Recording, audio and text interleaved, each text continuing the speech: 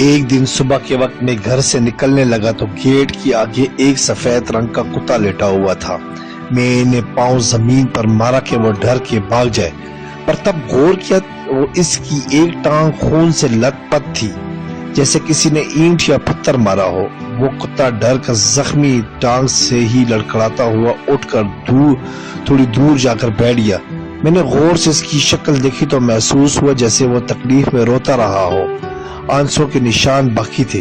مجھے ترس آ گیا اور جس کام سے نکلا تھا وہ بھول کر میں اندر گیا اور کچن سے تھوڑا دودھ اور رات کی پڑی ہوئی روٹی لایا اور روٹی میں دودھ ڈالا اور روٹی کے ٹکڑے کر کر اس دودھ میں ڈال کر کتے کے آگے رکھ دیا۔ وہ اتنا ڈرا ہوا تھا کہ اس نے مجھے پاس آتا دے کر وہاں سے جانا چاہا، مگر دودھ کا برتن دے کر وہیں بیٹھا رہا، اور جب میں دور جا کر کھڑا ہوا تو اس نے وہ روٹی کھانا شروع کی۔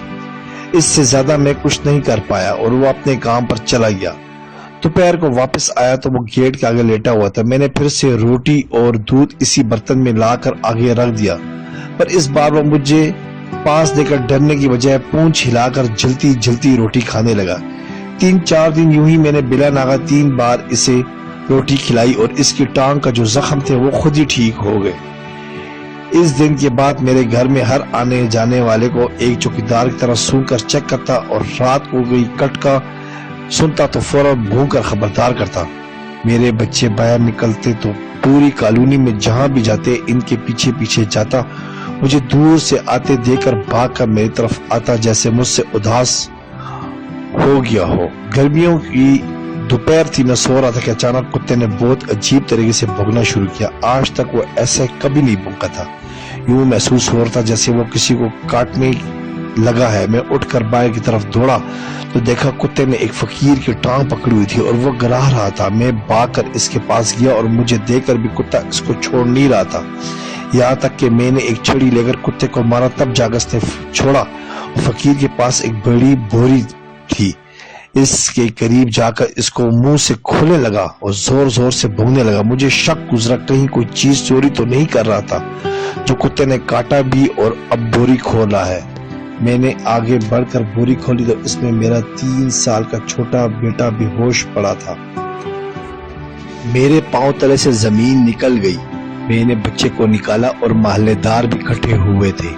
یہ سب دیکھ کر فقیر لوگوں نے اس فقیر نما اغواکار کو مارنا شروع کر دیا۔ میں منع کو اسپتال لے گیا جہاں ڈاکٹروں نے اسے ہوش دلایا۔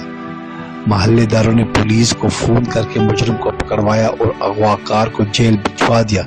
اس دن سے میں ڈر گیا کہ پہلے دن اس کتے کو زخمی دے کر میں نے اس سے الٹا بھگا دیتا تو آج میرے بچے کو کون بچاتا۔ آپ سے یہ شیئر کرنے کا مقصد اتنا سا تھا کہ نیکی ایک کتے پر بھی کر دو تو وہ آپ کی جان اور مال کا پہرے دار بن جاتا ہے، تو کتے سے لاکھ درجے بہتر یعنی اشرف المخلوقات انسان پر نیکی کرو تو وہ کتے سے بھی کم عزت کیوں دیتا ہے۔ ہمیں خود پر غور کرنا ہوگا کہ اللہ نے تو ہمیں عظیم مخلوق بنایا ہے، مگر ایسا کیوں ہے کہ آج ہم کتے سے بھی کم وفادار ہیں۔ لائک کریں، سبسکرائب کریں اور بیل آئیکن پہ کلک کریں تاکہ آپ کو ایسی ہی اچھی سی موٹیویشنل ویڈیوز ملتی رہے۔